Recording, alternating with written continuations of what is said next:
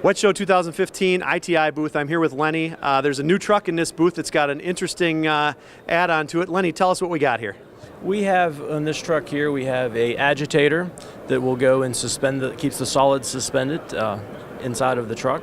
It's hydraulically driven, and it enables you to keep your solids liquefied, so it enables you to pressure off instead of having to go and break the truck down and go and unload it with opening the door. To put this in layman terms, if you're familiar with a crust buster inside the tank, the crust buster's mixing up that crust and keeping everything liquefied for the pump out. You're doing this inside of a tank so you can pressurize it to get it out of there faster, maybe a little more efficient than a typical truck? It's approximately at least 40% more efficient. If you are going and sucking on the load and then breaking the truck down to go to dump it into a roll-off container or a vacuum box, all you got to do is stop the vacuuming on, throw it in the discharge, and pump it off.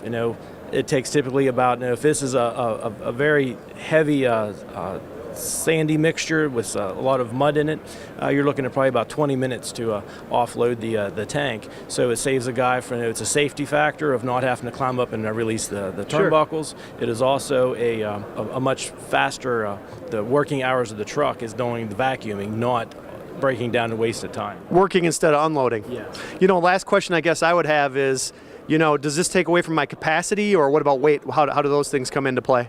It's less than 1,000 pounds with the add-on of the gear reduction motor and the actual assembly that houses it, and it's also, there's no bearings to go and get worn out of, because we have a composite material that won't affect with the material getting inside of it. Like I say, it's an extremely good product that we have, and we was excited to bring it here and debut it at the show for on the eastern coast, because this has been going off in the Western Canada for many years, but we're just now trying to develop and bring it into the industrial side of the market here in the States.